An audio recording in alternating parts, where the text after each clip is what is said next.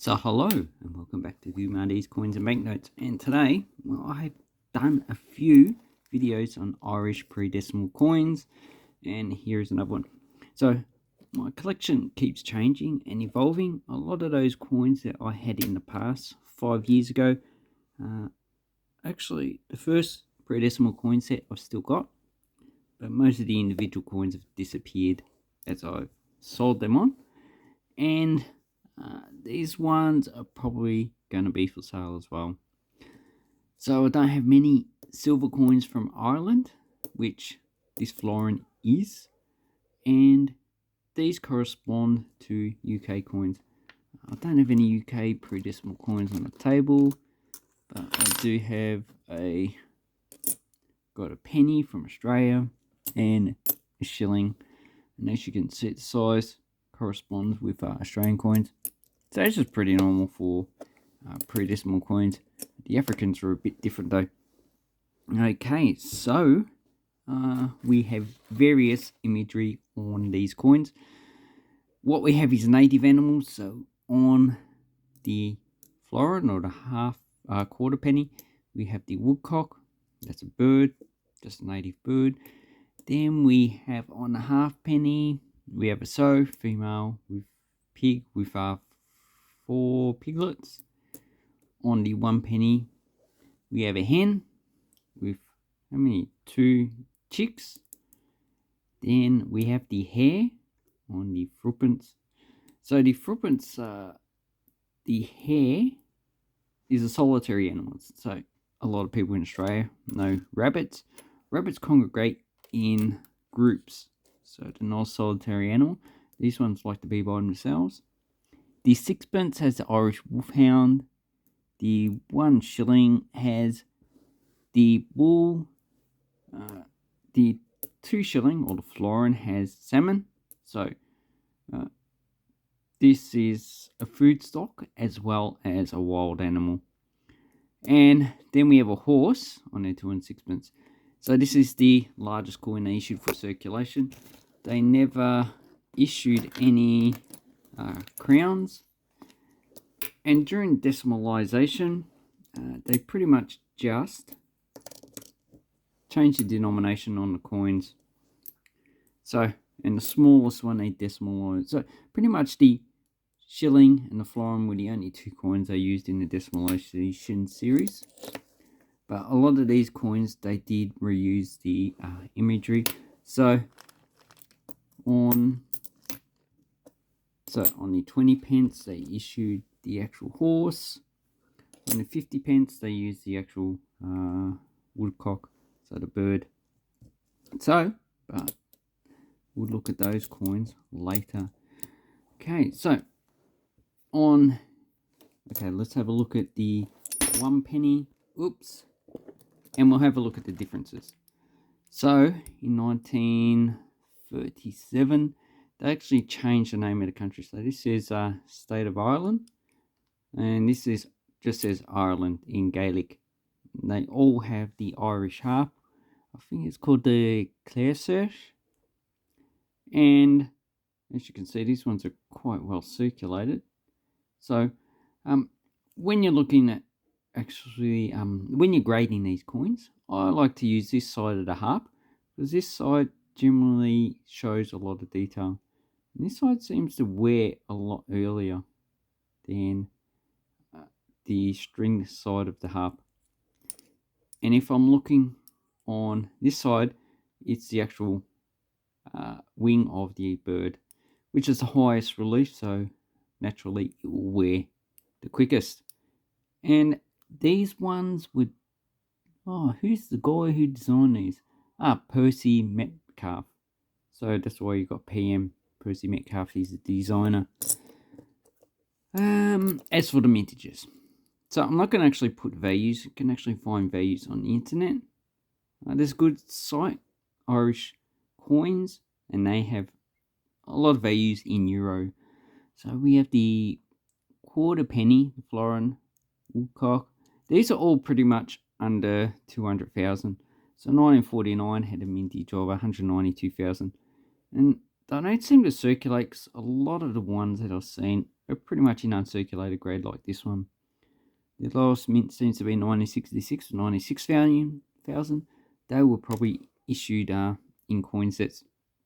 Okay, we've got the half penny, which has 4 piglets, and there should be various areas that you can find.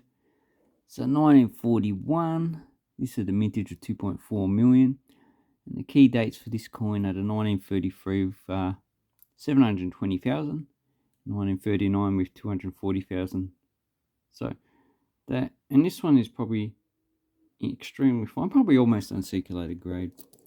Okay, we'll go back to the actual 1 penny. So this seems to be one of the most common coins of the Predecimal series.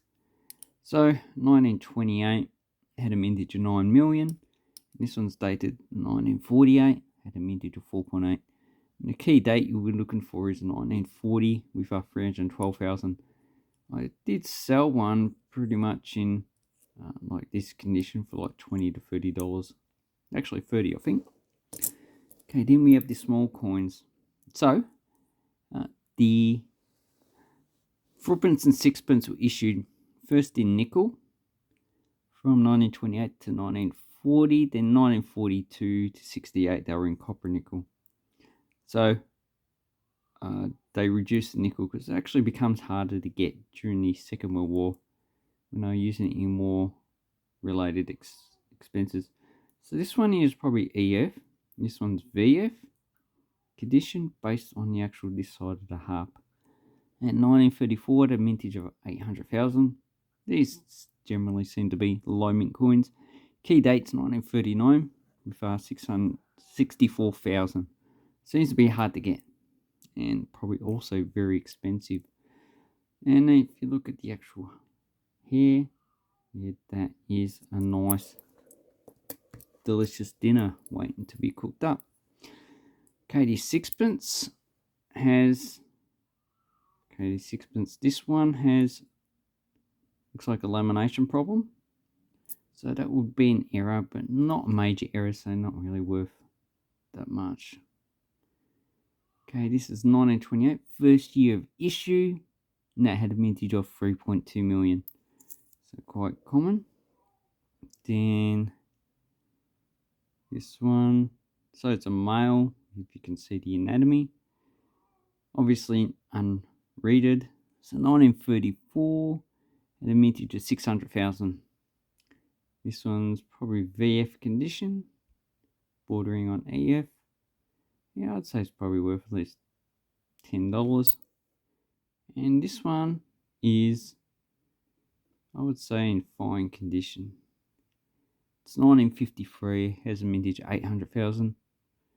This side looks like EF to VF. Yeah, see, different wear on different coins causes it to look a bit different in your grading, especially on both sides. Okay, we have the 1 shilling. So this is dated 1951. That will be an EF grade, probably worth about $5. Has a mintage of 2 million. And the key date you want is 1937 with 100,000. And these were first issued at 75% silver from 1928 to 1942. And then from 1942 to 51, they didn't issue any coins. But as you can see from this coin, 1951, they issued them in copper nickel. And here we have a well-circulated florin, 75% silver. This one is the first issue, 1928, with 2 million. And these are high-value coins, generally see a lot of circulation. In 1928, Ireland was still a third world country, so majority of people were poor. Very few people would have actually kept these coins. And while those who did would have been well off, majority of people would have actually used these to actually purchase stuff just to survive. But after the Second World War, Western Europe pretty much started to get into the living standards that they did today. Okay, the highest coin that we have in circulation is the 2 and 6pence. So 2 shillings, 6pence, or half a crown. So it says half crown there, it says 2 and 6pence down in the denomination. And this one's EF condition has a mintage of 800,000 for 1951. So these are all lower mint coins compared to the pennies. So in this condition, probably worth $10 to $20. But generally, I like to sell these coins as a set. So I'll probably, if I was going to sell these, I'll just put these all together as one set and try and flog it off for I don't know, between $30 and $50, depending on what people would like to actually buy them for. Another thing, I got this coin. This is actually a fake 1820 halfpenny, and you can tell by the rim and the actual portrait. So that's really not a good portrait. I think it's King George III. Have to look him up. But you just go on the internet. You can look up Numistar or have a coin catalogues, and they should have at least one image of a coin from 1820. So just be careful you don't come across these fake coins. Anyway, let's say thank you very much. Have an awesome coin and banknote collecting time, and take care.